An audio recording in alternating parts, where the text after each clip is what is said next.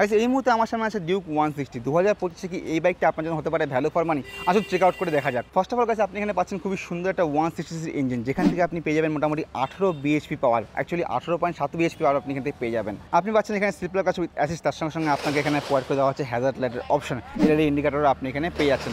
সামনে এবং পিছনে বোথ কিন্তু আপনাকে এখানে ফুললি এলইডি সেটআপ আপনাকে এখানে প্রোভাইড করে দেওয়া হচ্ছে।